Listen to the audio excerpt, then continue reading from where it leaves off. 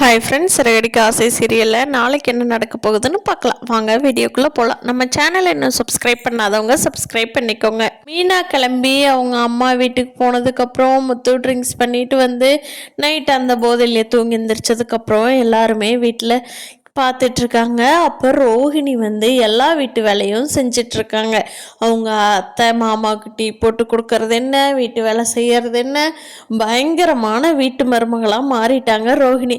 இதை பார்த்து எந்திரிச்சு வந்த முத்து, என்னது பார்லர் அம்மா இந்த வேலையெல்லாம் செஞ்சிட்ருக்கா, என் பார்லர் அம்மா, அப்போ என் பொண்டாட்டி இந்த வீட்டுக்கு வரக்கூடாதுன்னே முடிவு பண்ணிட்டீங்களா, அதனால தான் அவள் செஞ்ச வேலையெல்லாம் நீங்கள் செஞ்சிட்ருக்கீங்களா அப்படின்னு கேட்குறாங்க. அதுக்கு ரோஹிணி சொல்கிறாங்க, இல்லைங்க முத்து, அப்புறம் நான் வீட்டு வேலை செஞ்சு தானே ஆகணும், யாரோ ஒருத்தர் செய்யணும்ல, மீனா இல்லை, அதனால் நான் பொறுப்பாக மொத்த மருமகளாக இந்த வேலையெல்லாம் செஞ்சிட்ருக்கு அப்படிங்கிறாங்க. பார்லர் அம்மா, இதை பார்த்தா நம்புற மாதிரி தெரியலையே அப்படிங்கிறாங்க முத்து.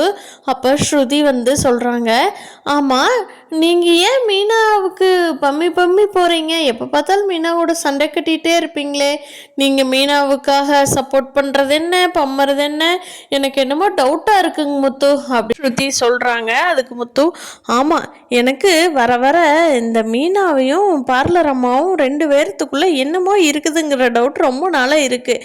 எனக்கு என்னமோ நான் தண்ணி போட்டு வந்ததுனால மீனா கிளம்பல, இவங்களுக்குள்ளே என்னமோ இருக்குது, அதனால தான் மீனா போயிருக்கா, மீனா எப்படா கிளம்புவான்னு பார்த்துட்டு இருந்த மாதிரி பார்லர் அம்மா வீட்டு வேலையெல்லாம் செய்ய ஆரம்பிச்சிட்டாங்க. ஒரு நாள் கூட இவங்க சமையல் பண்ணினதே இல்லையே, இப்போ ஏன் புதுசாக இதை பண்ணுறாங்க, இவங்க இதை பண்ணங்காட்டி தான் நமக்கு டவுட்டே வருது ஸ்ருதி அப்படின்னு சொல்லி முத்துவும் ஸ்ருதியும் கண்டுபிடிச்சிட்டாங்க கிட்டத்தட்ட.